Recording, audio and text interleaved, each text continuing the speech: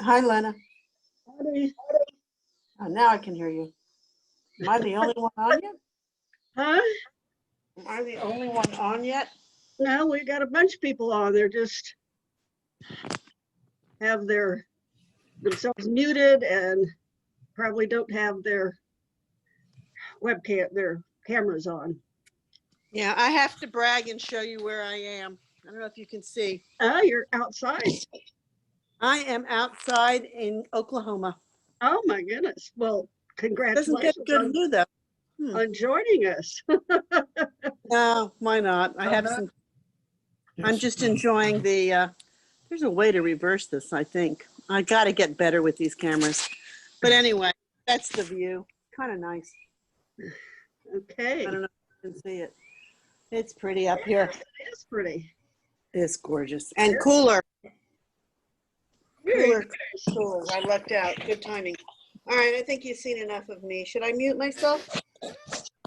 You can, as long as there's no background noise going on, you don't have to be muted, but No, I meant the video. Should I cut myself off the video? that's not necessarily. People like seeing people. Yeah, Hello? I was going to say the weather here was lovely. When I went outside to get the mail, it was just cool. It's like 70 or something. Lovely. Very rare. So Lena, what's the weather like in outer space? Well, it's kind of cloudy and overcast. I think we might get some rain. So, In outer space, you're going to get rain. Okay. yeah. Part of outer space. Let's see, what shall be some sort of magic particles that float around in outer space. So, anyway, sorry we were a little on the late side. That was my fault. So how is everybody this evening? Good. Good. Okay. Can you? How are you? Well, Bob and Lena, how are y'all? we're doing fine, although was it yesterday or day before yesterday, Bob tripped in the parking lot of the Democratic Party's headquarters, fell backwards and conked his head to the sound that people heard it. Oh no. Oh no. But we're right down there close to Baylor, as I call it, Big Baylor. So we took him to the emergency room and they admitted him as a first class trauma or whatever, because he's on Coumadin from blood thinners. So they got him in for a CT scan right away and he was fine. Just took a good. while. No stitches? No. All the, right. the only thing that bled was my elbow. I'm glad you're hard-headed, Bob. And I'll tell you what I was doing. We had 50 signs arrive, 4-foot by 6-foot signs for Big. Biden and Harris. They're huge. So they came in a pickup truck, and we were short-staffed at the moment. So I thought I would help unload. And what we had to do was you had to take them by the edge and back out to pull them out of the, anyway, so I backed out and I backed over one of those concrete bumpers that you have in parking lots. And Yeah. Speed bumps. I can see it. so I didn't wind up having to unload the truck myself. But they came running into me and said, well, you should know about this. Your husband just fell down and bumped his head. Well, we've had an interesting week. My husband would be with us, except that he's across the street working in a wood shop with a friend. Oh, But last Thursday, he had a heart attack. oh my goodness. And wound up having 3 stents put in.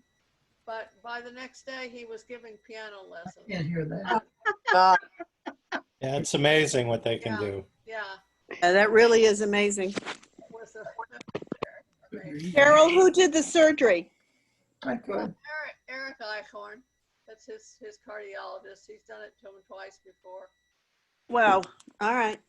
Yeah, I hope I'm everything's well. glad he's doing well, yeah. he's doing amazing. I mean, like I said, he went in the emergency room at the heart hospital at Med City on Thursday.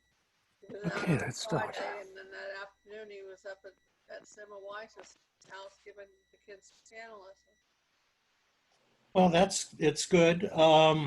Bob, So can you turn that light off from behind you because it's got this, that's not the light. That's the sun coming through, well, it'll be gone shortly, I guess. I guess.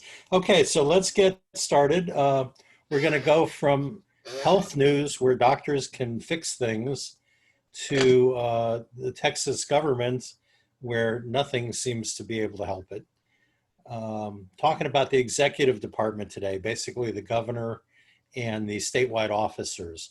I'm going to get through this pretty quick because the fun stuff is when we get to the judiciary. So there are 5 basic members of the executive department. You've got the governor, the lieutenant governor, the secretary of state, the comptroller of public accounts, basically the treasurer, and the general land office commissioner. That is considered the executive department of the government of Texas. 4 of the 5 are elected. They're elected statewide. One of them, the Secretary of State, is non-elected.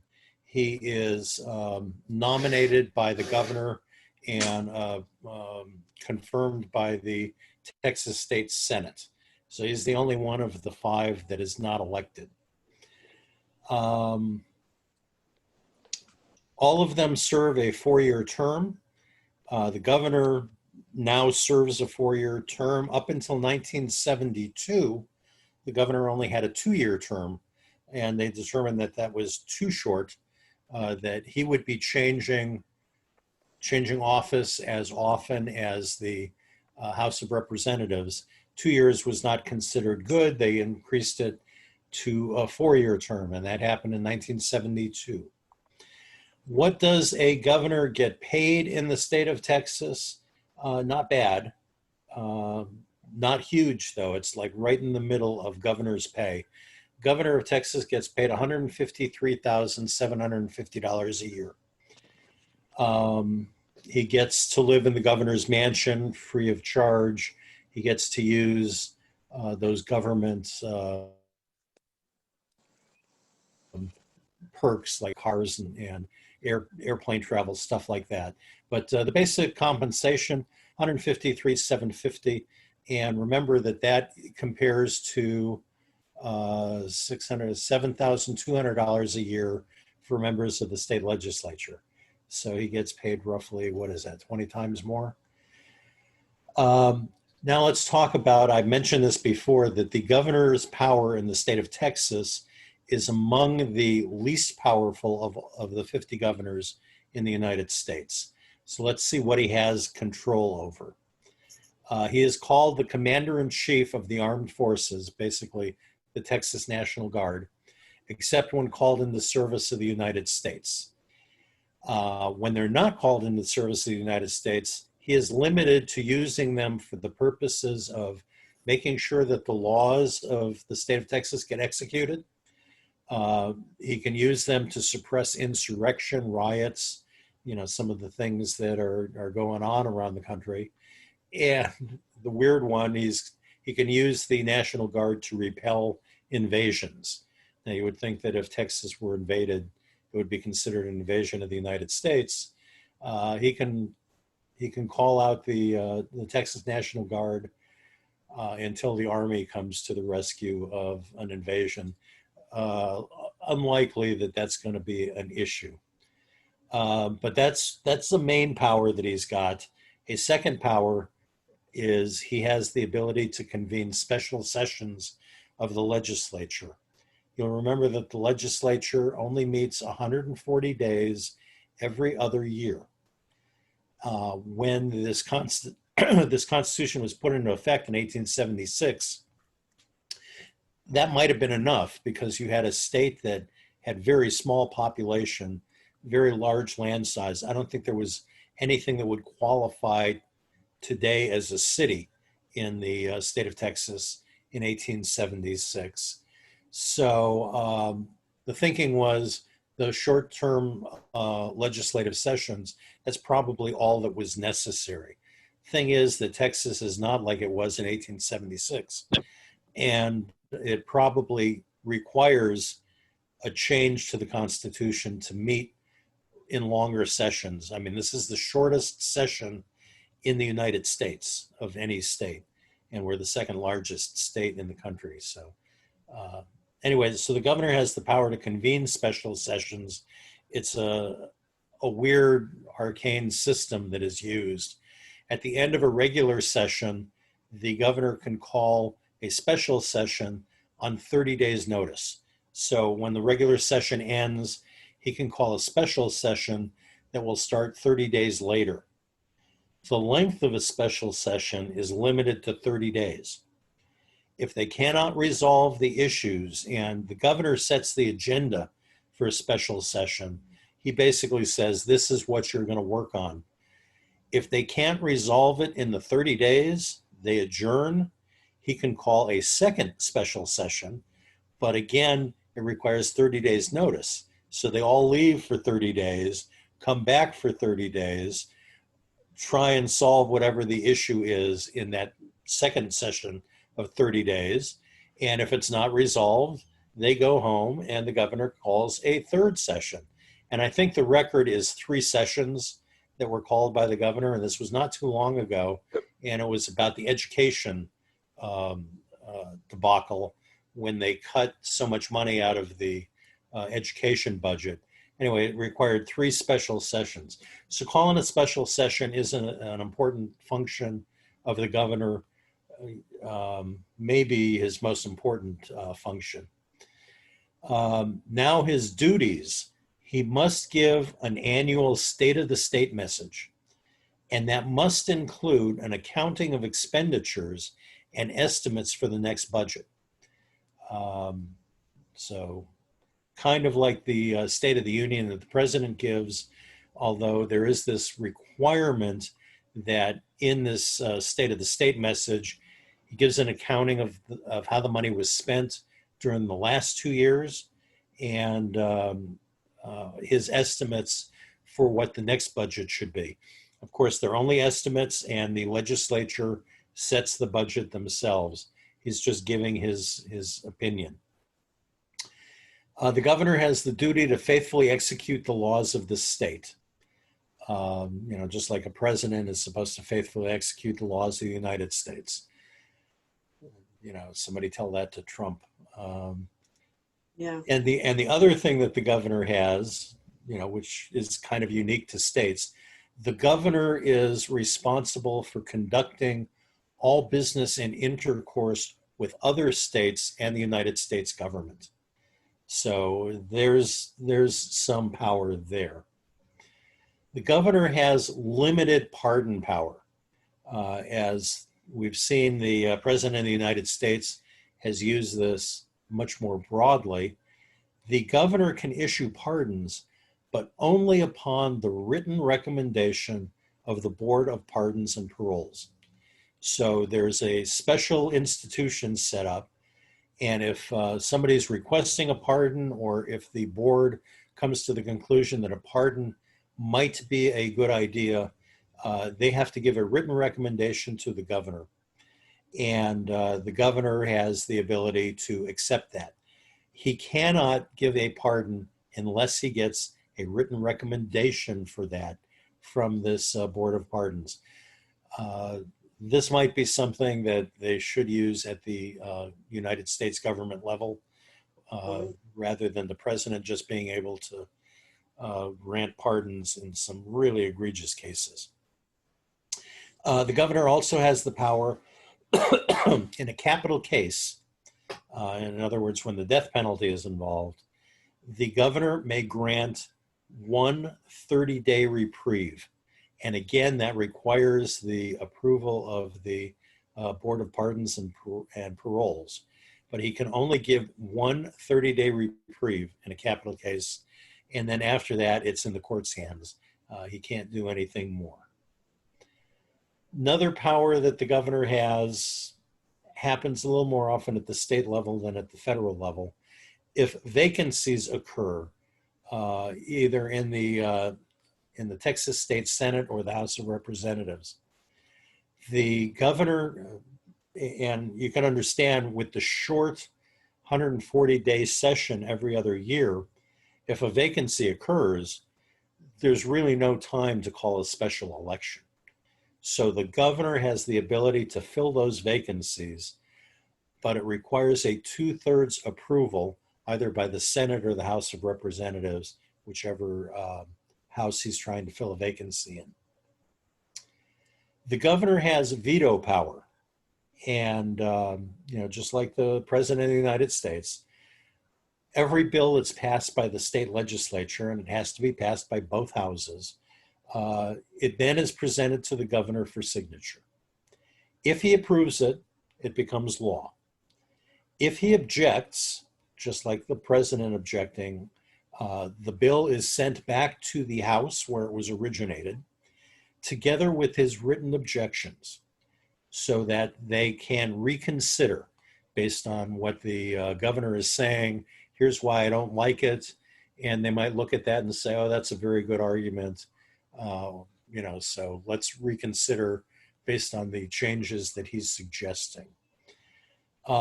If after reconsideration, 2/3 of each house basically says they like it the way it is, it becomes law without the governor's signature.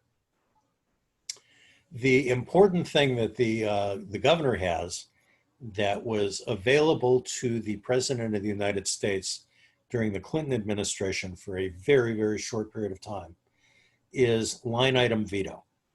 And this is only in appropriations bills. So if the legislature passes a budget, the governor can look at it and say, oh, the amount of money for mental health, it's too much. I'm gonna cut that. And he could just like cross it out and change the number. He's got the ability to do that under the Texas state constitution. Now, President Clinton was given this power by the United States Congress. It only lasted, I think, a year. And the United States Supreme Court stepped in and said to Congress, you cannot do that. The Constitution makes it clear Congress makes the appropriations. If the president would have the line item veto to take out certain things, basically Congress has given away its constitutional duty to oversee appropriations. So the president of the United States does not have line item veto, but the governor of Texas does. That essentially covers the powers of the governor. We have a Bob, lieutenant.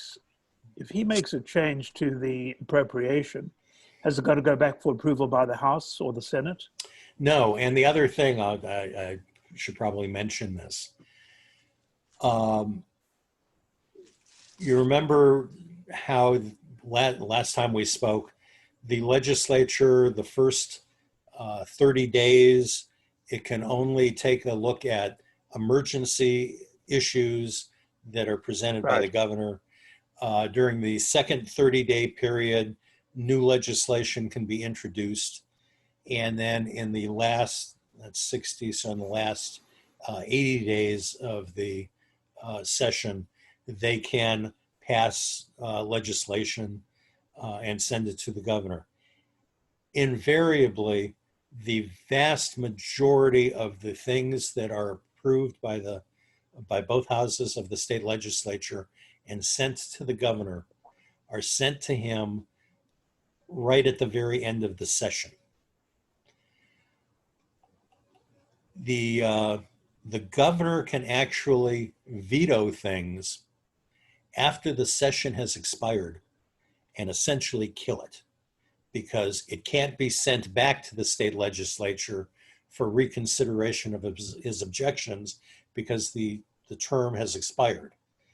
And so that's an important thing that the governor has. He can veto things and essentially kill it because it can't be sent back for reconsideration by the state legislature. And that's because of that short 140-day legislative term. Okay, I think that answers the question. Yeah. Now let's talk about. Just before we move on, another question. When it comes to the National Guard, does he have any control over the border, immigration at the border, any border issues? Well, that's a matter of judicial opinion, because remember, he can call out the Texas National Guard for 3 purposes, and those purposes are, where'd it go? To see that the laws are executed, to suppress insurrection. So let's say there's a riot in San Antonio. He can call out the Texas National Guard for that. And repel invasions. The invasions thing, President Trump has now changed the meaning, or at least raised questions as to what invasion means.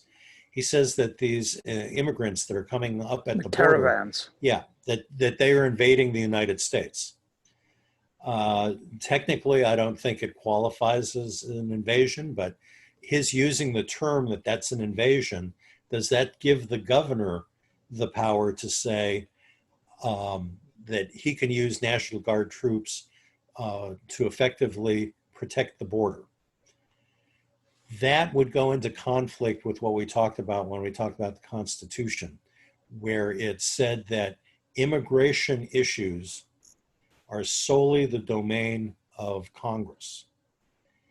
And if the Texas National Guard tries to do something that looks like it's border control, they're doing something unconstitutional, because that is exclusively the jurisdiction of the federal government.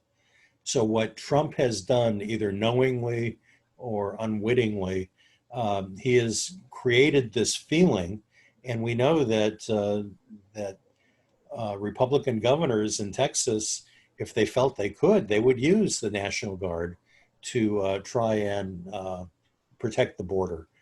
But the question is, does it fall under the 3 categories? Essentially, is it an invasion? And I think by any judicial determination, that wouldn't be considered an invasion. But what about the Texas Rangers? Where do they fit in? Texas Rangers are the equivalent of the United States FBI.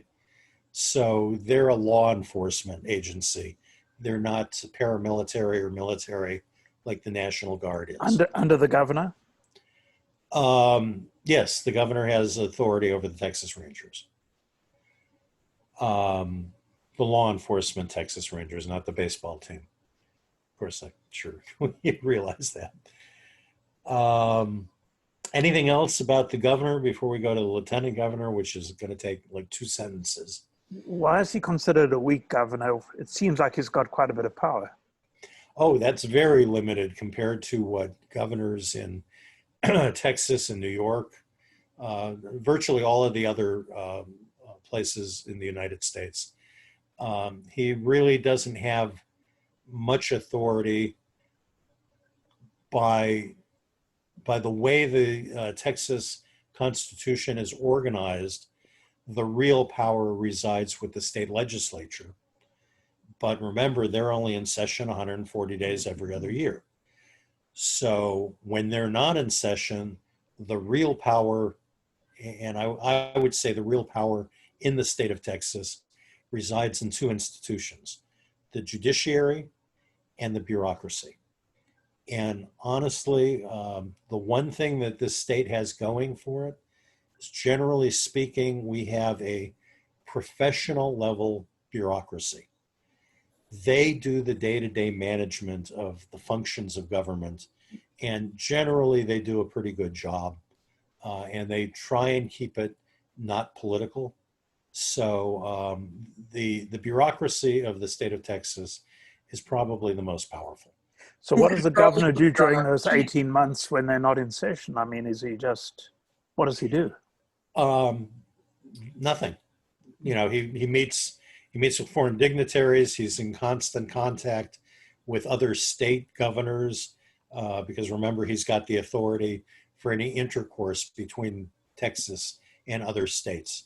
So he meets foreign dignitaries, especially like the president of Mexico, because obviously Texas and Mexico have a very, very close economic connection. He spends a lot of his time, Rick Perry did this a lot, traveling around the country trying to get companies to move to Texas. So during that period when when the 18 months where the government or the state legislature is not in effect, the governor doesn't have much that he can do other than be the cheerleader for the state and going around and doing things like that. But he doesn't have authority to do much unless it's an emergency, because remember, he's got the power to suppress insurrections, and he's always got the power to see that the laws get executed. But he doesn't have much power. Doesn't have much executive power. Executive orders pretty much are meaningless. He's got, it doesn't say it in the Constitution, but over time, they've given the governor of Texas the ability to make certain executive orders, but that can be dangerous. And I seem to recall I mentioned last week, Governor Abbott came under heavy criticism while the legislature was out of session, and he issued some executive orders, regarding the coronavirus to try and, do a few mitigating things to prevent its spread. And a significant part of the right-wing Republicans threatened to bring a lawsuit saying he doesn't have the authority to do that only the legislature does. I think they backed down because they didn't want one faction of the Republican Party suing a Republican governor. But, sometimes, believe it or not, they think that Abbott is too moderate, maybe leaning liberal. And so they're a watchdog over him. And he quickly realizes he doesn't have the legal power to do it. And if he doesn't have the political support of his party, he really can't do much. All right, lieutenant governor serves the same 4-year term that the governor serves, so they're going to be on the same ballot. It is possible, unlike in the presidency, where the vice president's going to be of the same party as the president, the lieutenant governor is not necessarily going to be of the same party as the governor. Frequently is, but you could have a Republican governor and you could have a Democratic lieutenant governor. The lieutenant governor actually holds more power than the governor does because he's the presiding officer over the state Senate. And he only needs to convince there are only 31 senators, so only needs to convince 16 or 15, and in the event of a tie, he casts the tie-breaking vote. Interesting thing is with the 31 senators, let's say one of them abstains or is sick, it's not there for the vote. So it comes down to a 15-15 tie. Now the governor, unlike the vice president, the lieutenant governor has the ability to vote in the Senate and to debate in the Senate. The vice president of the United States, who presides over the U.S. Senate, he doesn't have the ability to cast a vote unless unless there's a tie vote. Then he can cast the deciding vote. The lieutenant governor of Texas, now picture this, 15 votes on one side by the Democrats, 14 on the other side by the Republicans. He can vote, make it a 15-15 tie. So his vote made it a tie, and now he gets a second vote to be the deciding vote. So he actually has the ability to vote twice on something. And it's happened a couple of times. Okay, so he presides over the Senate, it's got the power to debate, and if there's a tie, he decides. The other thing, obviously, like a vice president, if the governor is unable to perform his duties, the lieutenant governor shall assume the duties. He doesn't become governor. He's not called governor, but he has assumed the duties of the governor. And so he can do those few things that a governor can do in the state of Texas. It's not much power. And I'll, for next time, I'll try and make a list of some of the really big powers that other state governors have. We're not going to worry about the Senate pro tem. Now let's talk about the Secretary of State. He also serves well, the Secretary of State has a 4-year appointment by the governor, and it requires the advice and consent of the Senate. No public vote, no public election for the Secretary of State. And if the governor asks the current Secretary of State to resign, they frequently will. So I think Governor Abbott, I think he's had like 4 or 5 Secretary of States in his 2 terms. So even though it's supposedly a 4-year appointment, he's got the ability to get them to resign so they can replace them with somebody else. What does the Secretary of State do? His first and foremost function is to authenticate the publication of the laws that have been enacted. So it's his job to publish all the laws that either get passed or amended, and to see that that is published so that everybody knows what the laws are in the state of Texas. He is required to keep a register of all official acts and proceedings. So this is kind of like the congressional record, but the congressional record is kept by Congress. This would be a register of all of the official acts, which are mostly going to be acts of the state legislature. But it's the Secretary of State and the Executive Department that is responsible for maintaining those records. He is required to provide those records to the legislature if they've requested it. So there's none of this hiding of stuff like Trump has been doing. Anything that the Secretary of State has in records are public, and they are to be turned over to the legislature if the legislature requests them. And then these days, a really important function of the Secretary of State is he oversees the elections within the state. So we know that the individual counties run the local elections, but all of those elections are under the auspices of the Texas Secretary of State. And he's the one who officially certifies the winners.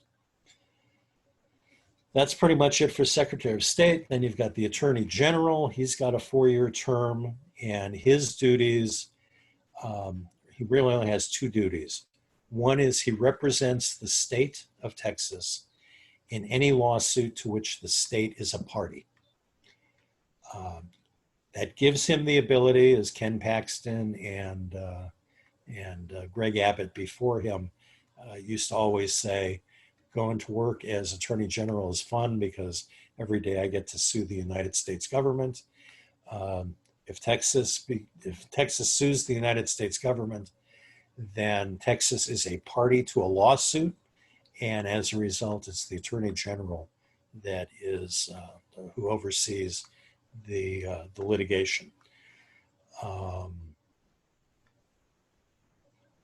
the other thing that the Attorney General has, which is important, he oversees corporate charters. So all corporations operating in the state of Texas, they're under the auspices of the Attorney General. That's kind of unusual in states like California. It's the Secretary of State that oversees corporate charters. For some reason, they gave it to the Attorney General in this state. That's really all there is to say about the executive department. Again, to compare this Constitution to the US Constitution, nearly half of the US Constitution is talking about how the legislative branch works. almost half of the Texas Constitution talks about the legislative branch. The executive branch presidency in the US Constitution, very short. And the executive powers of the governor, the executive powers of the state of Texas, again, very, very short. I think it's only like 12 pages long compared to it was 79 pages for the Texas state legislature. So now let's get into the judicial, which is kind of really interesting. It's got some really good points. It's got some unique features compared to the rest of the states. And it's got an overriding redundancy that we might want to talk about, that there are too many layers of courts in the state of Texas, and it could be streamlined. It's the Texas judiciary's biggest criticism is that there are too many branches or too many divisions of the judiciary. So let's start with the top and work down. Texas is sort of unique. There's only one other state, and I think it's Oklahoma. We have two Supreme Courts. Only one is called the Supreme Court. It handles civil cases only. Then we have the Court of Criminal Appeals. That is the equivalent of the Texas Supreme Court, but it only handles criminal cases. And I think this is kind of a good idea, because when you get to the level of the United States Supreme Court and the cases that come before the Supreme Court, you're talking about things that are so complex. And half of the cases are civil and half of the cases are criminal. And the judges on the Supreme Court of the United States are expected to be not just competent, but expert in both civil and criminal law on issues that are very, very complex and very, very tight issues. What they did with Texas is they said there's a Supreme Court that handles civil cases, so that the judges on there need to only be expert in civil law. And then we have the equivalent, even though it's not called the Supreme Court, it's called the Court of Criminal Appeals. That only handles criminal cases, and the judges on that bench only have to be expert in criminal law. So by dividing this, a division of labor, I think that you get, in theory, you should have a more competent judicial system at the very, very top, because these things are so complicated. It's impossible for any Supreme Court judge of the United States to be an expert in all of the little individual aspects of criminal and civil law. And again, of course, when the cases get there, they are usually arguing about something very, very specific and very, very complex. Okay, so the Supreme Court of the state of Texas is one presiding judge. He's called the Chief Justice. And then you have 8 associate judges. So just like the US Supreme Court currently, 9 judges. Remember that the United States Supreme Court has had different numbers of judges over the years, because the US Constitution doesn't say how many people are going to be on the Supreme Court. The Texas state Constitution says the Supreme Court shall be 9 people. So that won't change. Now, how the Supreme Court operates when they hear cases. And remember, they are an appellate court, so they don't hear a case, what you would call de novo, where there's witnesses and facts to be introduced. As an appellate review body, their job is only to see basically if there was a mistake of law in a lower court. They do not redetermine the factual situation. Once the lower court has made a determination as to what the facts are, that stands. And that's, again, just like the United States Constitution. You'll recall, I think it's the 5th. Yeah, I think it's in the 5th Amendment, where it basically says no, the trier of fact shall not be questioned on appellate review. That once the trier of fact determines this is factually what happened, there's no review of that. The only review is if there's a legal issue. Did the judge make a mistake in the way he operated the trial? Did he let evidence in that he shouldn't have? Did he not let evidence in that he should have? Were there mistakes in the in the procedures that were used in trial? Those are the things that can be reviewed by an appellate court.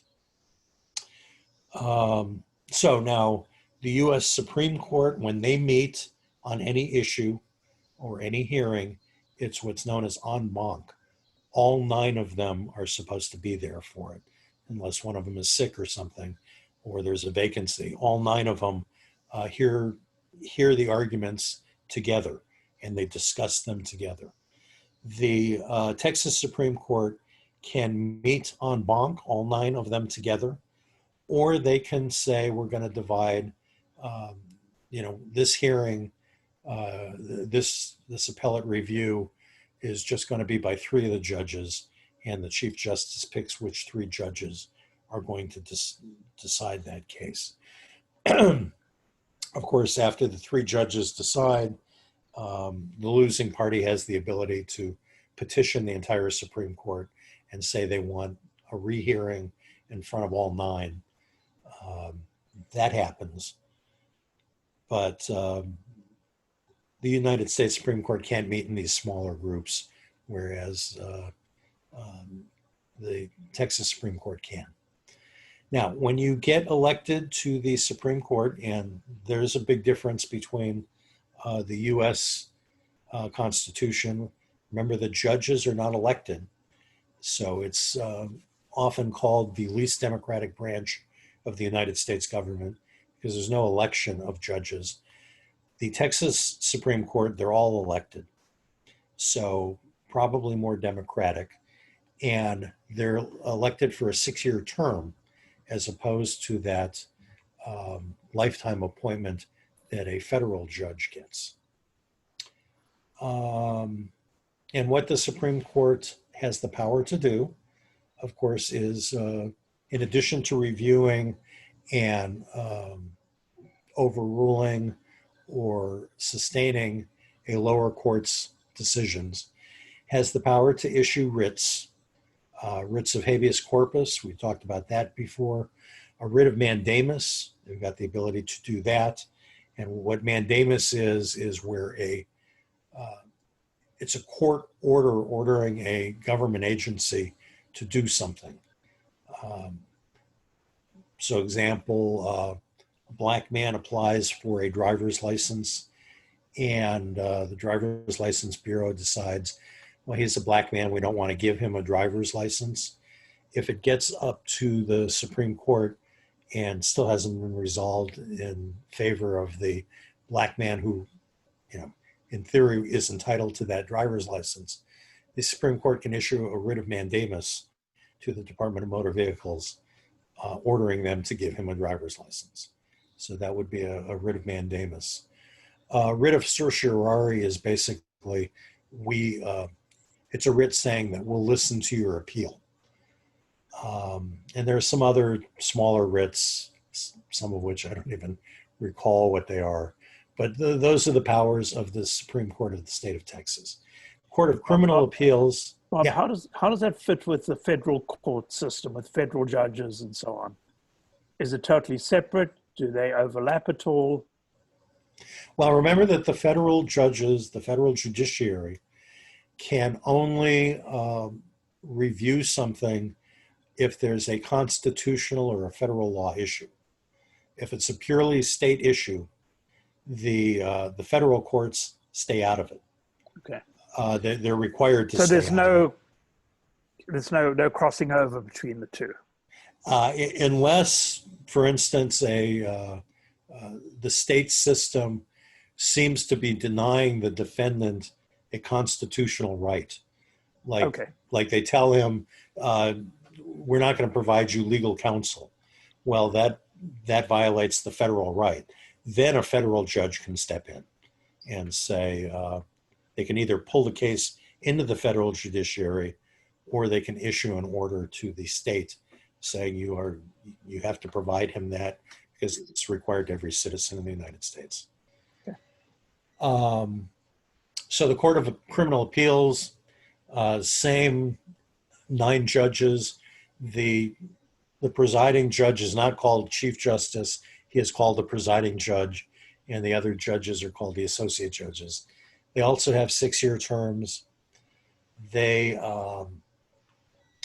have also the ability to meet all 9 of them together or in smaller groups. The only thing that the Constitution declares is if it's a capital case before the Court of Criminal Appeals, all 9 judges have to appear. They can't do it with the smaller group. It has to be all 9.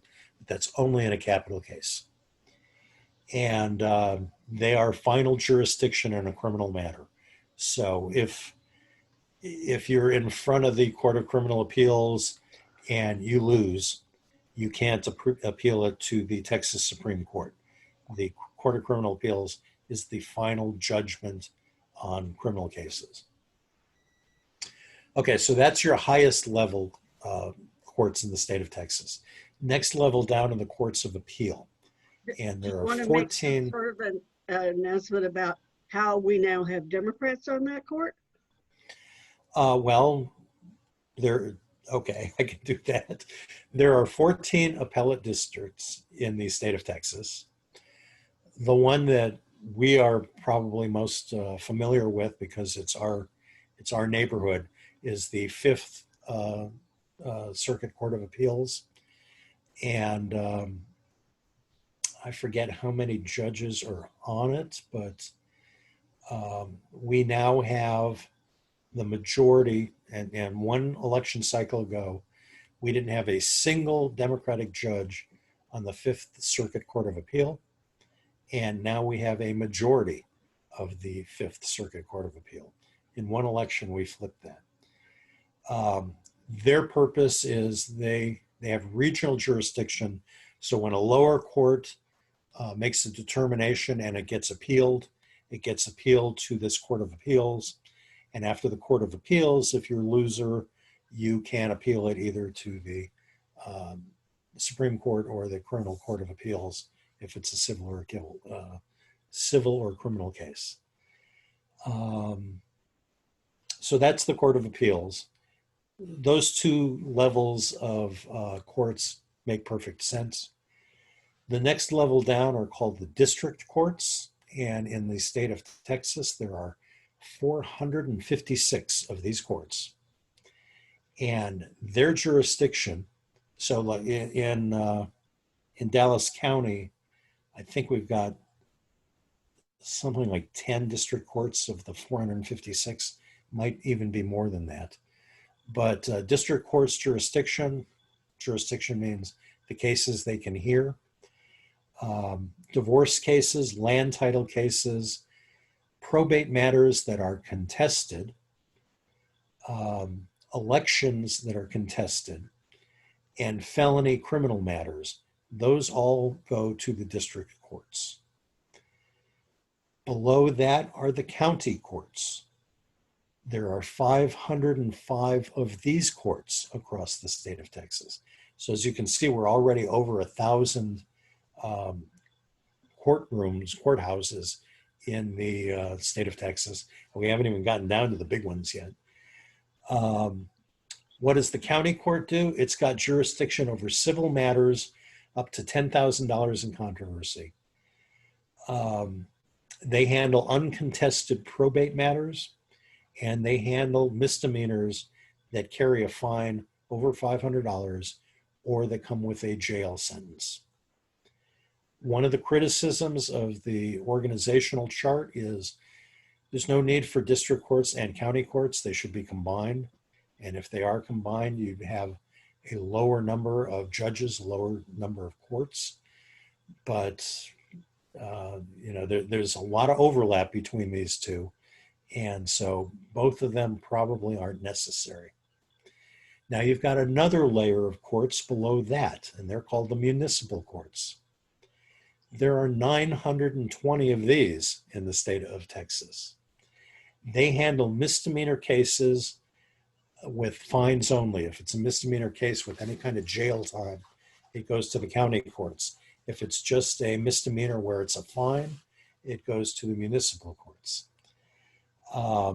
And the other thing that the municipal courts handle, they've got jurisdiction over municipal ordinances, things like, dangerous or violent dogs, code enforcement things, matters of a local matter. The next level down is the justice of the peace. There are 819 of these in the state of Texas. So we're now 1,000, 2,000, we're almost at 3,000 courts. Justices of the peace, they handle civil actions under $10,000. Why they couldn't be handled by the county courts instead of having this extra layer of courts, who knows? Justice of the peace handles small claims matters, and those are usually things under $5,000. And the argument is that the justice of the peace courts and the municipal courts, they have a lot of overlap, so that there are two levels of this 6-level court system that could be eliminated. And no other state in the United States has this many layers of courts as the state of Texas does. One of the reasons for it, again, goes back to the 1876 Constitution. There are only 5 members of the executive branch of government that could be elected. Actually, only 4, as Secretary of State's appointed. There are only 31 senators. There are only 150 members of the House of Representatives. And a lot of people that want to exert power or look powerful or just have a title attached to their name, what's left? They can become a judge. And you got 3,000 of them in the state of Texas. So that could probably be reduced by half. All judges in the state of Texas are elected. Remember that all judges in the federal judiciary are nominated by the president and confirmed by the Senate. Which is the better system? An all-elected system, which is obviously more democratic, or an all-appointed system? So, I mean, this could be a matter of discussion. Generally in my classes, we'd spend a half an hour or more talking about just this. Which is the best system of justice? Elected judges or appointed judges? To be elected as a judge, do you have to have any qualification? Do you have to be a lawyer? Do you have to be a member of the bar? You have to be a lawyer, and you have to be a resident of the state of Texas. Depending on the level of the court, some of them require residency of 5 years, and some of the lower courts, just residency of 1 year. But you do need to have passed a bar exam. For justice of the peace, you don't. Justice of the peace is not a requirement that you're a lawyer.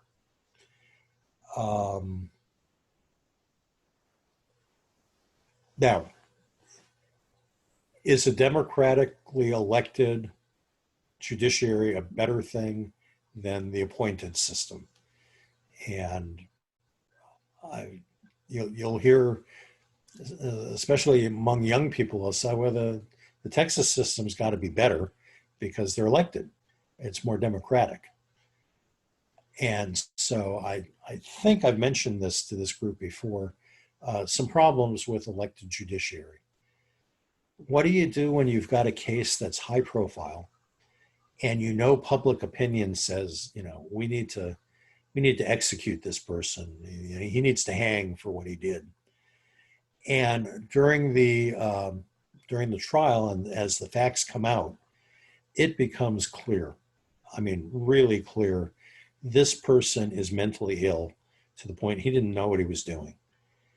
And is a death penalty the appropriate penalty in a case like that? Well, if you have a judge who is elected and he knows that public opinion says this person needs to get capital punishment, needs to be executed, even though he might, after reasonably listening to all the evidence, come to the conclusion this person is mentally ill, didn't understand what they were doing. Yes, society requires that they need to be removed from society, but the death penalty is probably not the right thing. But by golly, if I don't give them the death penalty, what are the chances that I'm going to win re-election? And I really want to hold my job.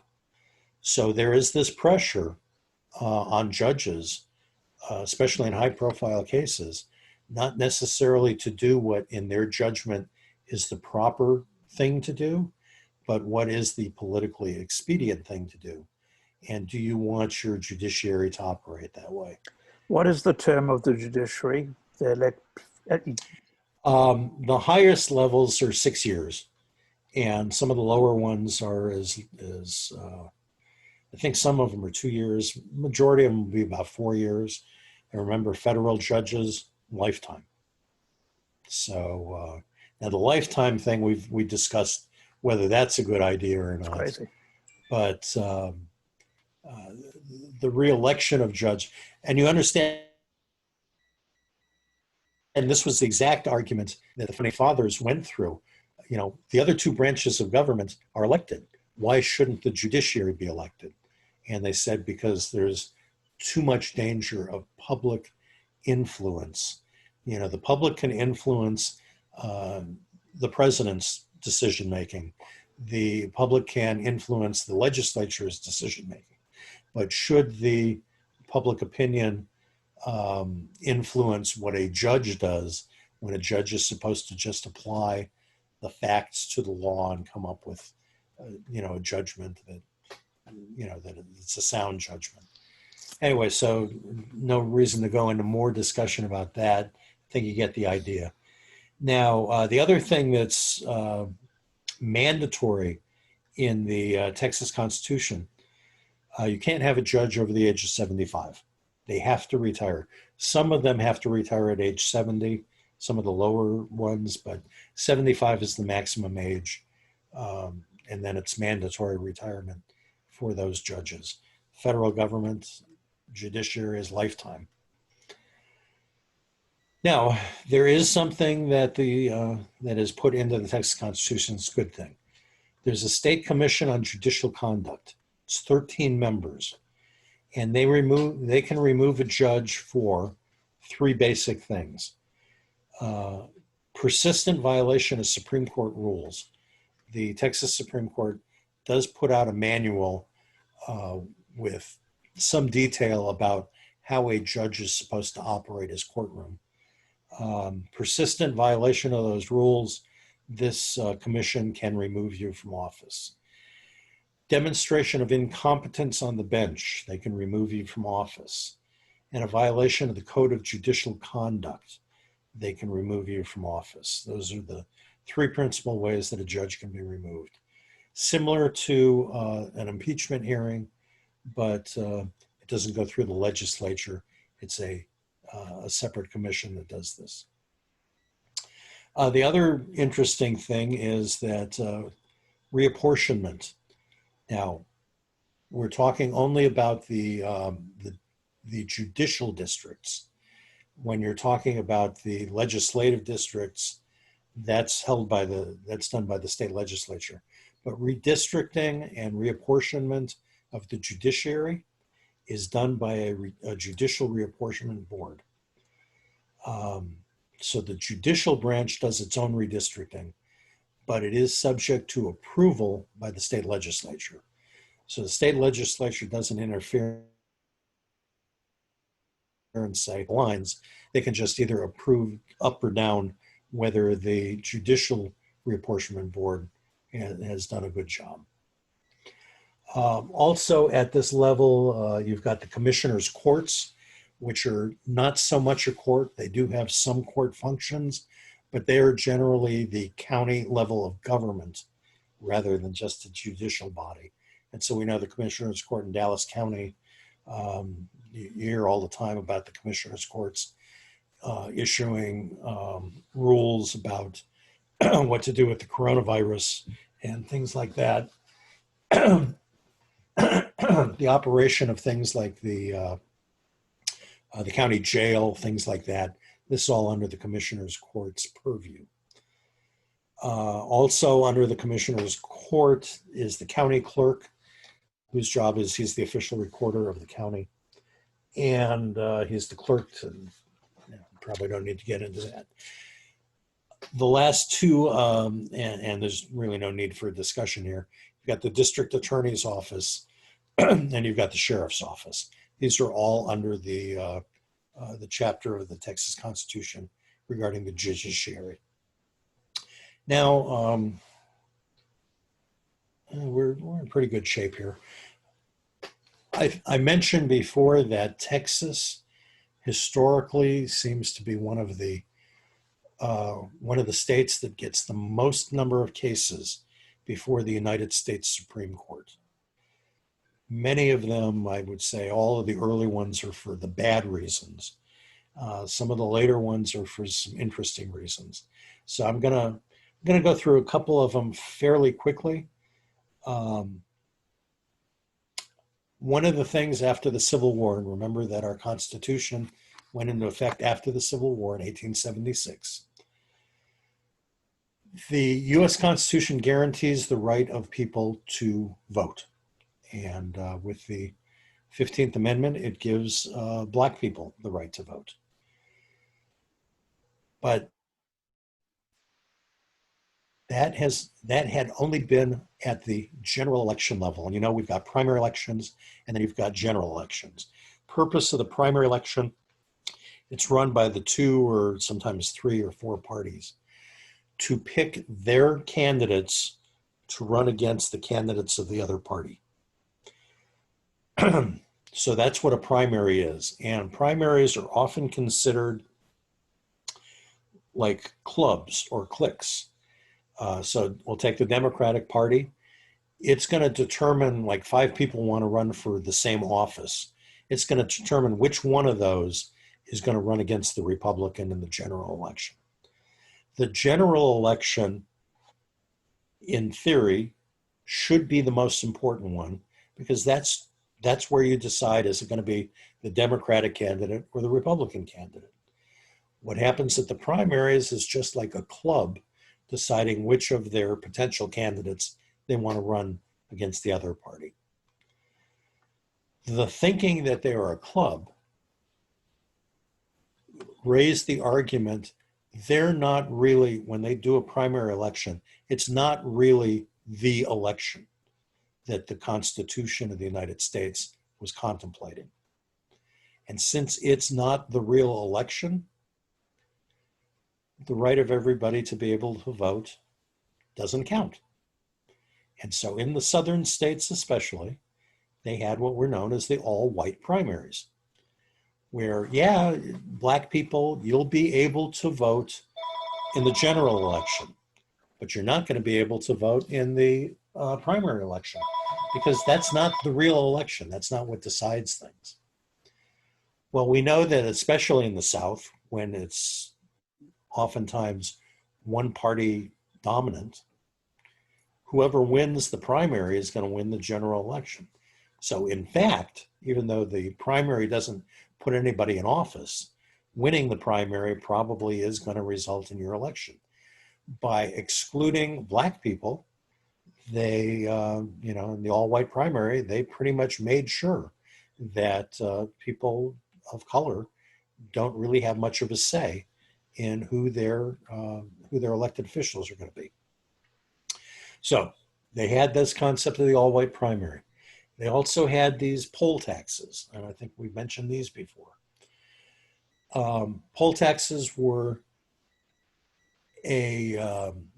on their face, seemed like a rational way to help pay for the cost of an election, but it was in their implementation that poll taxes became nasty. And they were instituted as a means of disadvantaging Black voters. Poll taxes were, now here's the thing, up until about the about the 1940s, 50s, maybe 1960s, poll taxes were considered okay because they were neutral. They didn't say only black people have to pay the poll tax. They said everybody had to pay the poll tax. It was a small amount, usually not more than $1. Oftentimes it was as low as 25 cents. But if you were poor in the 1920s and 1930s, 25 cents meant a lot. And the other nasty thing was the poll tax was cumulative.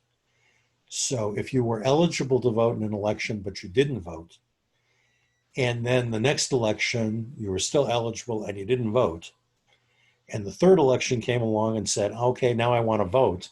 They say, okay, but you've got to pay the poll tax for all 3 elections. Even though you missed the first 2, you didn't want to do those, you've got to pay those taxes.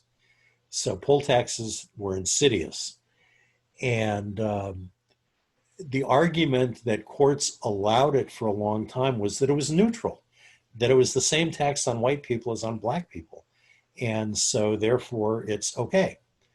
Well, it was starting in around the 1960s, and it was a case out of Texas where the Supreme Court essentially said, in applying the Federal Voting Rights Act, that poll taxes are not permissible. And so Texas was one of the lead cases where poll taxes were invalidated by the United States Supreme Court. Okay. The Voting Rights Act passed in 1965. That principally dealt with issues of poll taxes and making sure that all people eligible to vote were able to vote. None of this in theory, none of these discriminatory practices to suppress people's voting rights. So that was by federal law. And I think most of us are savvy enough to know that very, very recently, like in the last 4 years, the one really important section of the Voting Rights Act was invalidated by the United States Supreme Court. Most of the Voting Rights Act stands, but I think it was Section 5 of the Voting Rights Act that the Supreme Court invalidated. So I want to talk about that just a little bit. What this section was, there were certain parts of the country, mostly southern states, but also some places in Wisconsin and Ohio and a couple of other counties in the north, but principally the southern states, including Texas, because they had such a history of suppressing votes, and especially against minority voters. The Voting Rights Act said any of those states or these certain individual counties in the north, but principally these states in the south, any change to election law in your state has to be pre-cleared. It was called pre-clearance, had to be approved by the United States Department of Justice before the state could implement it. And some of these things went down to, we need to close a polling place and combine it with another polling place. You know, traditionally there were these 2 polling places. For some reason, we're deciding that we're going to combine the 2 into 1.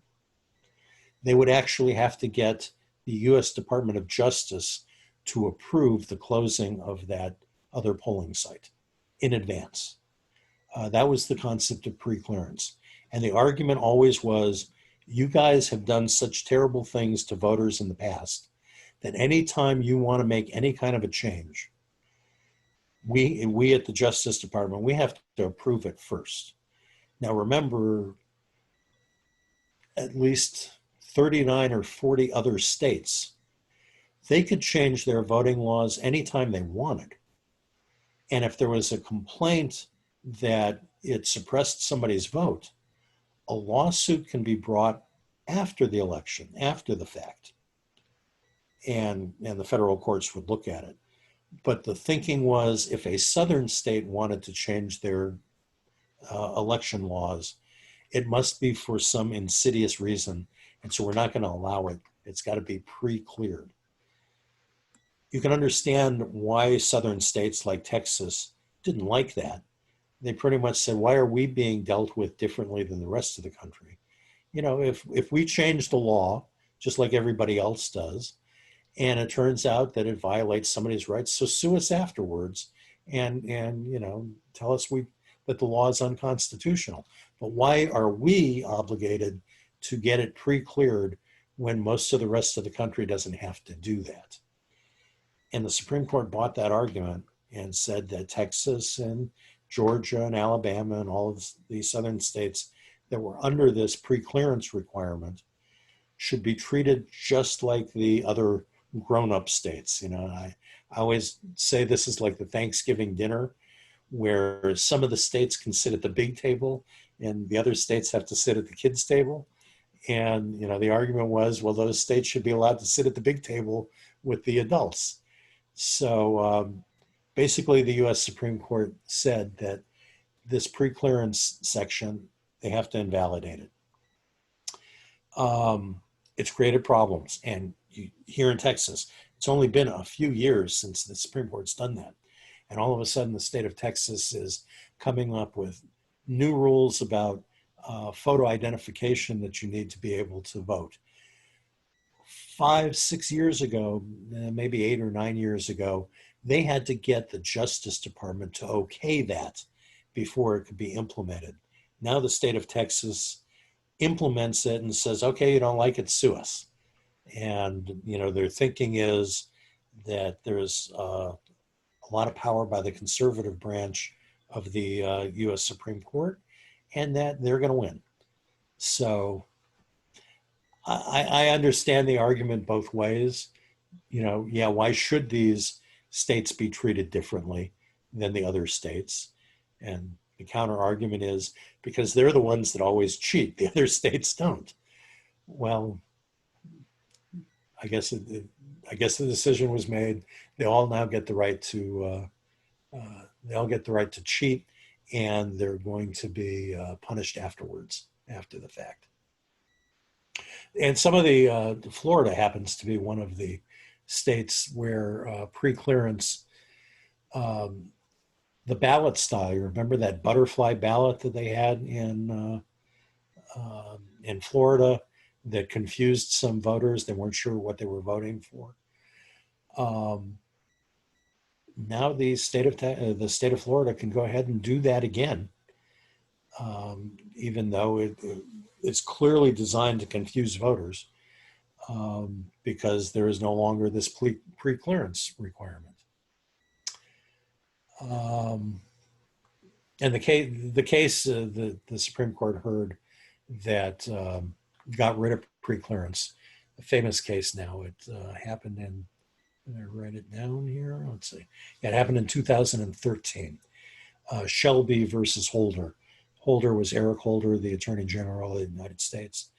And he told, where's Shelby? Is that, it's Alabama, I think, right? Shelby, Alabama, or Shelby, Georgia? One of those. Anyway, so the county of Shelby brought the lawsuit against the Attorney General, saying we don't have to do this pre-clearance stuff. And in 2013, the Supreme Court agreed. So that one section of the Voting Rights Act is gone, and there's a push if we take back the Senate and hold the House of Representatives to try and restore that to the Voting Rights Act. Affirmative action. Another thing that Texas wound up with a number of cases before the US Supreme Court. Interestingly enough, Texas was not part of what they called the massive resistance that was done by a lot of southern states for affirmative action, integration of the schools, things like in Arkansas, where Little Rock High School required the Army to go in to help them integrate the school, and Alabama with the University of Alabama, where what's the guy's name that wound up in the wheelchair? George Wallace. He said he's not going to allow blacks to go to the University of Alabama.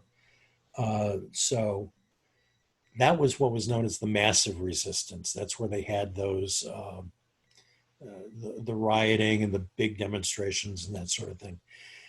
Texas did it in a kind of a lower key method. They still tried to get the same results, but without the huge public rioting and the huge public profile of it. So we weren't part of the massive resistance, but we did whatever we could in the 50s and 60s to try and prevent affirmative action and integration of the schools. Before I get to Brown versus Board of Education, which was a Kansas case, I want to talk about the Texas case that was kind of interesting. Just going to give you the factual situation here. This case happened in 1944. This is 10 years before the Brown versus Board of Education decision that we required integration of all public schools. So this is 10 years before Board of Education, Brown versus Board of Education. But this is a Texas case that laid the groundwork for the Brown versus Board of Education decision. So that's why it's so important. Brown versus Board of Education is basically decided because of an earlier case coming out of Texas. The case was Sweat versus the University of Texas. Sweat was a black man who did apply to the University of Texas School of Law. He met all of the requirements for admission. He was able to pay the tuition. His grade point average was sufficient. Except for the fact that he was black, he would have been taken in as a student to University of Texas School of Law. But because he was black, and at the time in 1944, the separate but equal doctrine, which was a Supreme Court decision from Plessy versus Ferguson in the 1890s, I think, 1896, I think, that said that when it comes to the races, separate treatment is okay as long as it's equal. And Plessy versus Ferguson, just a real fast understanding of the facts. Plessy was he was a man who was, according to the judicial opinion, he was 7/8 white and 1/8 black because of his ancestors. And because he was 1/8 black, that made him a black man. And under the law at the time, Plessy was not allowed to ride in the front cars of a railroad because he was 1/8 black. He had to be in the cars at the rear of the train, which the accommodations were not nearly as good as at the front of the train. It was like first class versus steerage. So he basically sued, saying, in 1896, that the 13th, 14th, especially the 14th Amendment, gave him the right to ride up in front with everybody else. All he had to do was pay his fare. And the Supreme Court decision, nasty decision in Plessy versus Ferguson, basically said the races prefer to be kept separate, that everybody is going to be more comfortable if we keep the races separate. So the only thing we're going to require is that the accommodations are equal. And I mean, that's bad enough, but they took it one step farther. And they said the accommodation on a train is the right to travel. It's not the right to have a nice seat. And he has, even though he's 1/8 black and he's got a ride in steerage, which is like riding with the cows, he cannot claim that he is being treated differently because he is getting equal accommodation, i.e. the ability to ride on a train, not the ability to sit in a nice seat as opposed to having no seat. So that was the concept of separate but equal. And in 1944, 50 some years after Plessy versus Ferguson, this is still the Supreme Court decision. Separate but equal is okay. So 1944, this black man applies to University of Texas Law School. And they say he can't come in. He can go to a black law school. And he points out there is no black law school in Texas. And so here's what the state legislature does. And this was under a Texas court order. A Texas court ordered the legislature to set up a law school for blacks. And it was called, in 1947, they established it as a result of this lawsuit. It was a single room in the basement of a building in Austin. It had 3 faculty members and 2 students. And the name of it, I've got it here somewhere.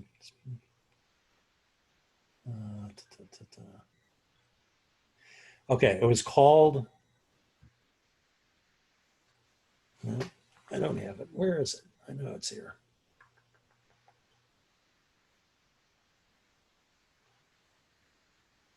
I guess I didn't write it. It was something to the effect of the Texas State School of Law for Negroes. Was this separate but equal accommodation that had a one-room. It was a one-room college class. It was in the basement of a building. It had 3 faculty members and 2 students. The faculty members argued in court that they taught the same curriculum that was being taught at the University of Texas School of Law. And so that lower court basically said, well, there you have it, separate but equal. They're getting equal treatment. They're getting an equal education. And Thurgood Marshall was the attorney arguing, and he appealed this to the United States Supreme Court. And he said that even though the curriculum was the same, one of the most important aspects of law school is the interaction of students and the ability to talk among students, to discuss the ups and downs and the judgments of the court and the facts that they decided on. And that's crucial. And you have that at the University of Texas School of Law, but you certainly don't have it at the school, the School of Law for Negroes, where there are only 3 faculty members and 2 students. So they said that alone was enough to say separate but equal, but it wasn't equal. And so the U.S. Supreme Court, in their ruling, they said one of the most important aspects of law school was that interaction of students and faculty. This was lacking in the Negro school and therefore was not equal. And so essentially the Sweatt decision said that the University of Texas either had to establish a real school that was of equivalency to University of Texas School of Law, or they have to allow him in. And there was a companion case that was heard at the same time, also from Texas. And I think this is kind of an interesting one. I didn't write down the name of it. A black student was allowed into a college course. It wasn't law school, but another college, probably an undergraduate kind of class.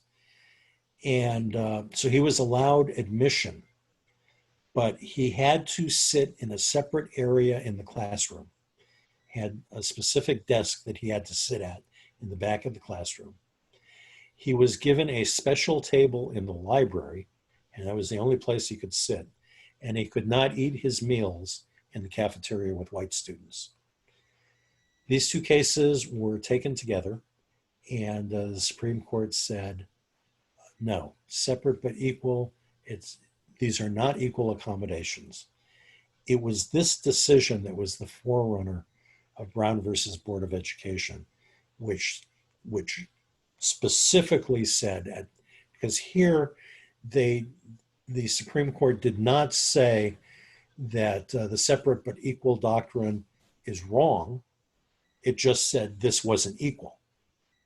In Brown versus Board of Education, 10 years later in 1954, the Supreme Court said, Plessy versus Ferguson, separate but equal, is inherently unequal.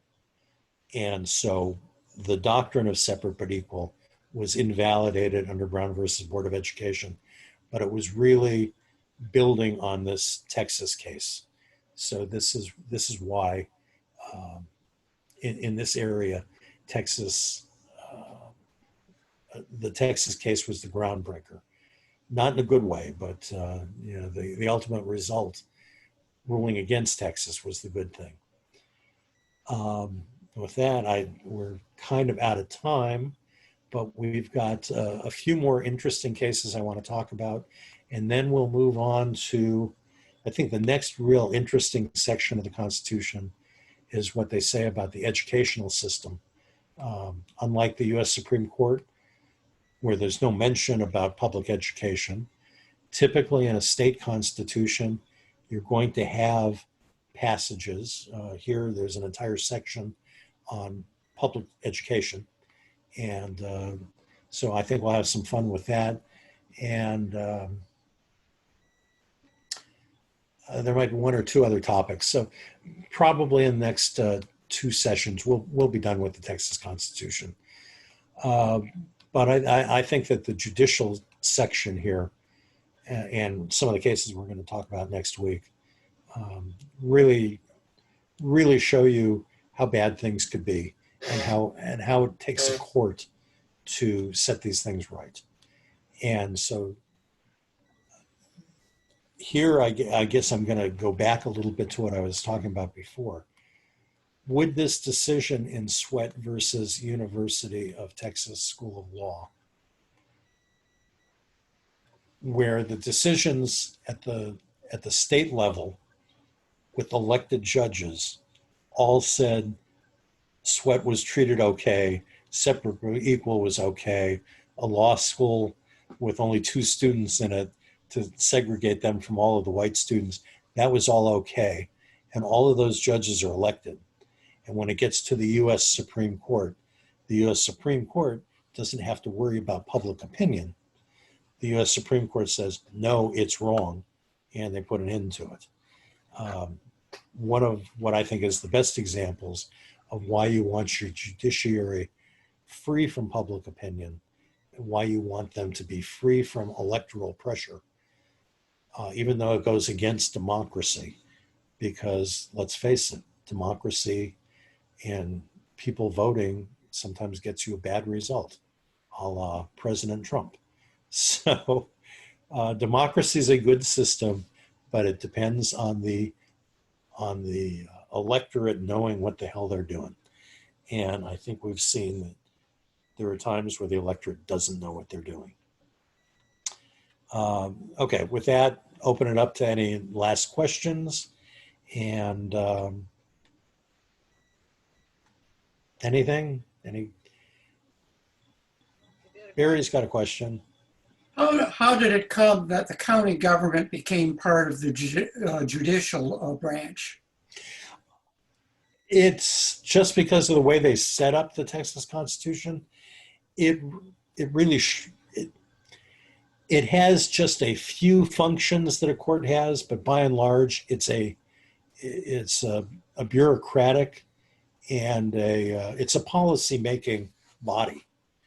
And policy-making bodies are usually not called courts. Courts are supposed to apply policy to facts, and determine a legal outcome. But they called it a commissioner's court. The head of the commissioner's court is called the county judge. It's a misnomer because he's really not a judge. And plus he's only one voice out of the five that's on the typical county commissioner's court. And they're a policy setting organization. They're like a legislature. I know what they are, but how did it come to be that way? As you're pointing it out, seems contrary to logic. The only thing that I've ever been able to find on it was that argument that I had raised before. There were so few government agencies or government positions, and there were a lot of people with a lot of power, cattle barons and plantation owners, especially cotton plantation owners, and cotton manufacturing facilities, and they wanted to be able to get in. They wanted to get that title, and so they said, "Okay, we'll call them judges, and we'll create so many judicial offices." I mean, what did we have? Over 3,000 people that at any one time can be called a judge, and most of them, like justice of the peace, they probably shouldn't be carrying the misnomer of "I'm a judge," but because at the justice of the peace, you don't even need to be an attorney. So the only answer I've got for you is that they wanted a title, and judge was an easy title. Plus, I guess with all of these titles, when you're a member of the state legislature and you're no longer in the legislature, how do they refer to you?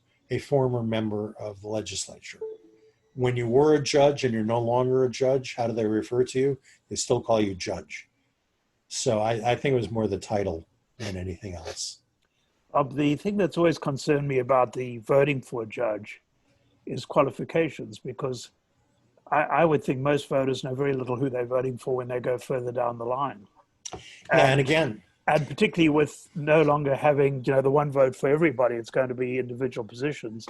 I just don't see how that can even work.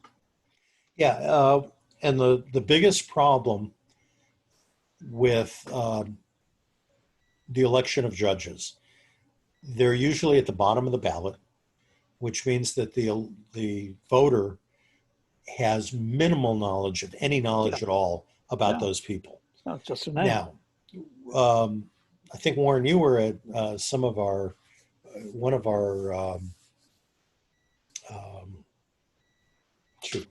we had a meeting of a lot of candidates, including a lot of judges. Correct. And the thing is, you can ask a person running for the legislature, let's say abortion is your big issue, and you can turn to that person running and say, "I want to know your position on abortion, and if it coincides with mine, I'll vote for you. But if it doesn't coincide with mine, I won't vote for you." And that politician has the right to say, yes, I believe in abortion, or no, I don't believe in abortion. But now you get down to a judge. What types of questions at one of these debates can the public ask a judge? Can they ask him or her, if you had an abortion case, how are you gonna decide it? If that person running to be a judge actually answers that question, he's the worst possible choice for judge, because what has he done? He has predetermined the case before he's even heard the facts. You can't ask a judge, how would you rule in an abortion case? The appropriate response for him would be, I'd have to hear the facts. So he'd have to hear the case. I can't tell you in advance. I can only tell you after we hear the case. That's not going to sit well with some folks when they want to know. I want to know if you're for abortion or against abortion. So what types of questions can you ask a person running for a judge? Yeah, but even You beyond can ask them. You You don't can ask have them, what school did you go to? What were your grades? Were you on law review? Did you clerk for a judge? You can ask questions like that. that's Did you an molest educated anybody? voter. Most people aren't Yeah, educated that's exactly it, the voters. educated voter. And the judge, and when you get further down the ticket, there isn't the money to even get their message out. It's a black Yeah. box. Yeah, and it's what I call the voters take the shortcut, the heuristic approach. I don't know crap about any of these candidates for judge, but I know this guy's got a D next to his name, Yeah. or he's got an R next to his That's name, what happens. and that's the only way. The other shortcut that some people use, like let's say it's a judge running for a family court position, and a woman voter says, "Oh, this guy's a man, and this one's a woman, and I think a woman can make a decision in a family law case better than a man can." Yeah. And so, because the name appears female, or it appears to be a Hispanic name, or, I hate to use this terminology, it appears to be a black name, or, it appears to be an ethnic name or a religious name. These are the shortcuts that voters take because they don't have any other information. Yeah. And that's, I've always said that's the problem with, now where I'm originally from in California, virtually all judges are nominated by the governor and approved by the California State Senate. But they can also have issues. Yeah, it could, but the other thing is that those judges have term limits. They have what are called retention elections. So it's a kind of hybrid between an all-elected judiciary and an all-appointed judiciary. The governor of Texas nominates somebody. The state Senate, they do the investigation. What kind of law school did you go to? What do your colleagues think about you? Have you written anything? They got print and law review. Does it actually make good legal sense? They can go through things like that. They can also look at what we as voters don't have the ability to do.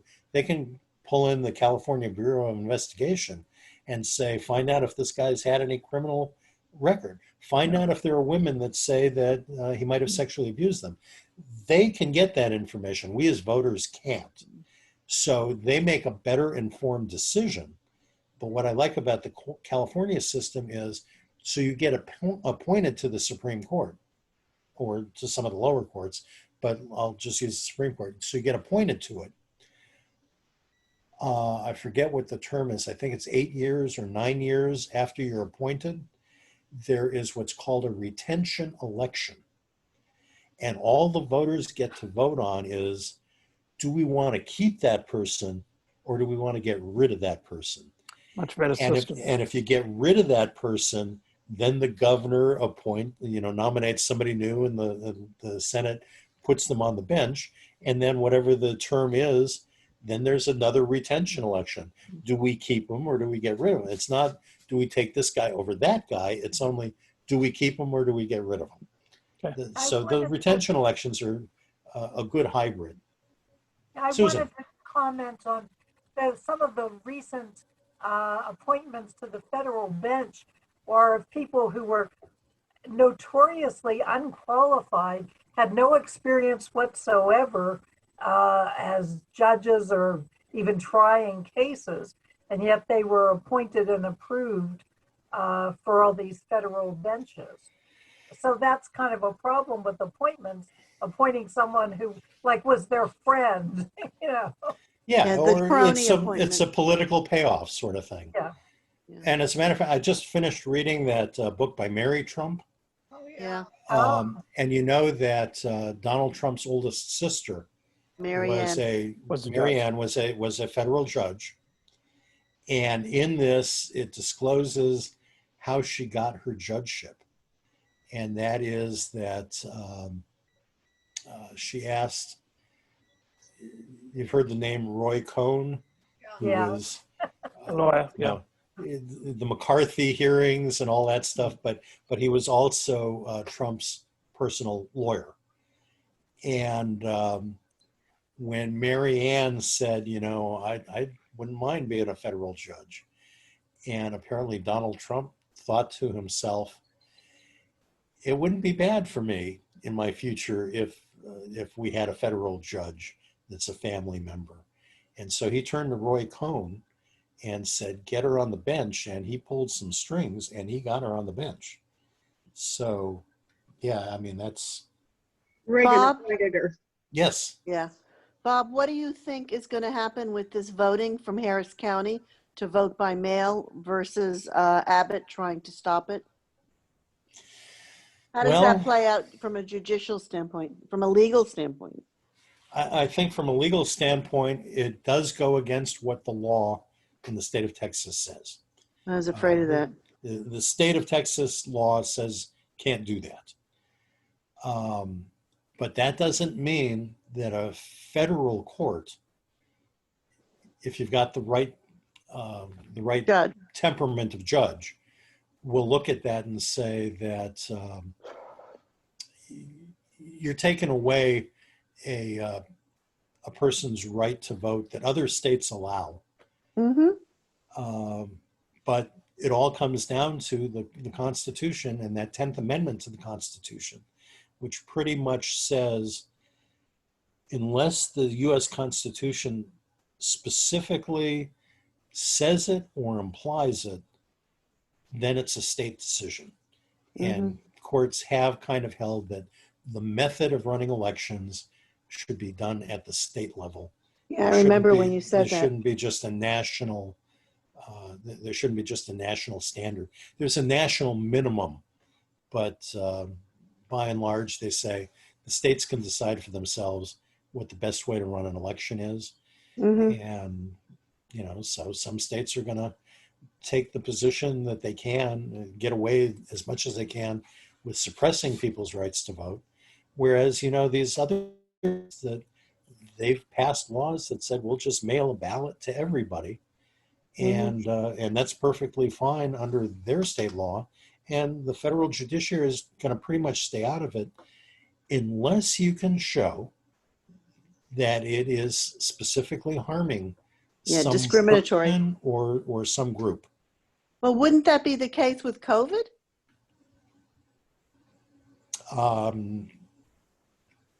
Elaborate on that a little. Yeah, sure. if there's certain people in Why don't they high allow- risk that shouldn't be going out. That's harming them from being able to vote Oh, okay. So for State of medical Texas. reasons. yeah, Yes, COVID. there is a hypocrisy where they say that if you're a disabled person, Yeah. you can vote by mail, or you can do curbside voting, and we all know I guess it's a good thing, but it's a lot of trouble to take all of that voting equipment out to the person sitting in their car. They Right. pretty much have to get out of the car to do it anyway, because the equipment doesn't fit into the car where they're sitting. Right. So, the state of Texas kind of goes out of its way to make sure that these people are able to vote. But they also go out of their way to make sure that other groups of people aren't able to vote. And they Correct. do insidious things. I personally think that the federal government needs to, and under the old Voting Rights Act, federal government could come in and do this. Out near where the Democratic Party headquarters are, it's kind of central Dallas, but a little to the south side. Uh-huh. So it's not far away from the Martin Luther King Boulevard or Avenue. Boulevard, And yeah. and there's a voting site there. And we got a phone call. Actually, we got, I think, 2 phone calls that a police car is parked in front of the voting location. Mm-hmm.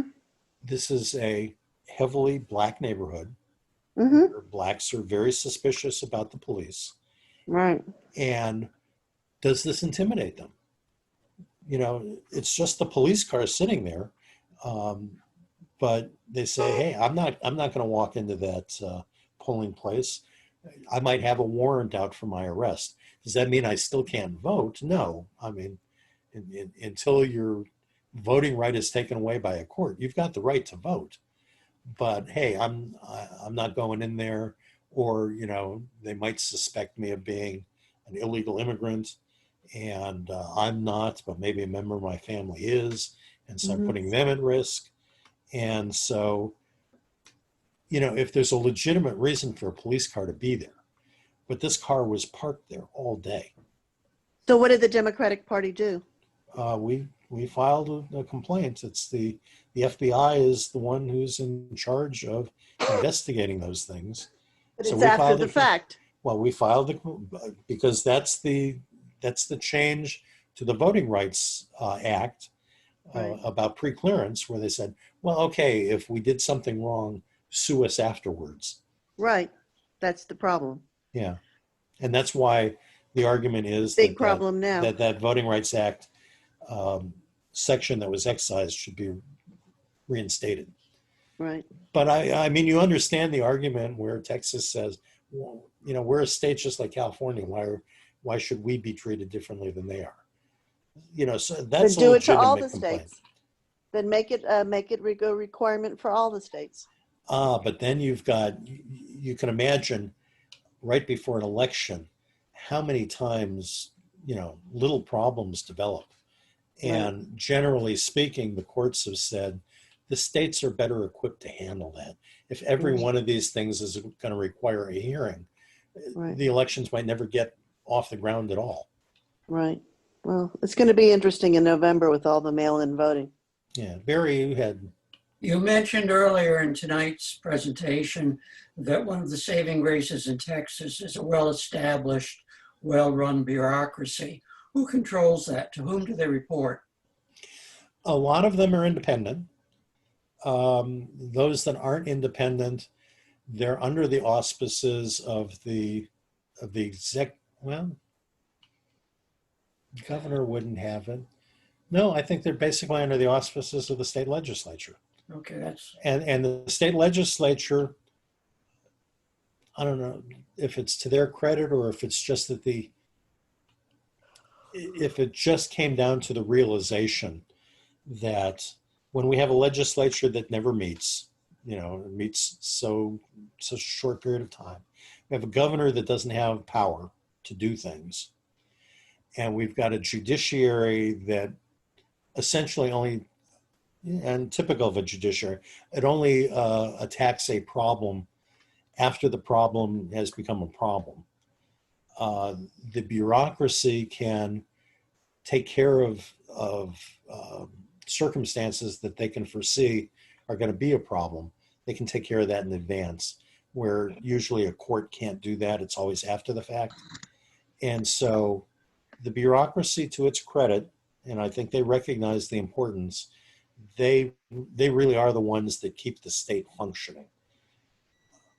But they have to do it under the rules that the legislature passes. But on the day-to-day operation of government, it's the bureaucracy that's the saving grace for Texas. Bob, when are the mail-in ballots supposed to arrive in our homes? I think it's September 19th. It's got to be 45 days. They can't send them out until 45 days before the election. Okay, And I talked to the elections department specifically about this because I was getting so many calls about it. And they said they start sending them out at 45 days in advance, but they send to all of the out of country people and the military and out of state people first. And then once they get going, then everybody else gets in. They told me really not to expect your ballot before the end of September, beginning of October. Okay. Yeah. So you'll still have a month, but of course, with post office delays, you want to make sure that, take your time to fill out the ballot right. Because Right. I actually got a phone call about this today. A woman was concerned. She's older, and she requested a mail-in ballot and asked me when she could expect it. And I said, not before September 19th. It's going to be after that. And she said, oh, well, that leaves a short period of time before the actual election date. And she says, I'm old and it's a long ballot. And what if I make a mistake on my mail-in ballot? And that's when it dawned on me. If you make a mistake on it, that's a nightmare. You've got to take it back to election headquarters and surrender it and get a new one. You can't ask for them to mail it to you. You actually have to take it back to them. And, if you're voting by mail because you're elderly, that's like almost an impossibility. So basically you're telling this elderly person, you make sure that you do your ballot right the first time, because that's your only time. And, even on election day, if you screw up a ballot, they can give you another one up to 3 times. But if it's a mail-in ballot, that's going to be a real problem. You got to, so she says, well, what if I make a mistake? And I said, you either need to take it back or you just need to let that mistake ride. Okay, Bob, I think we've really gone way past our time limit. So even if everybody else wants to sit and listen, I don't, and I control the computer. So. It's time to go. It's censorship. Yes, it's censorship. So good night, everybody. I will get the video is up. It's on my YouTube account this time. Although if I have the time, I will get it switched back over to Bob's YouTube account. So we'll have it both places. But since I'm working at the county office now 3 days a week, I haven't had as much time to do stuff like that. So, but I'll get it up as soon as possible. Thank you very much. Thank you. Thank you. Thank you. All right, good night, everybody. Bye-bye.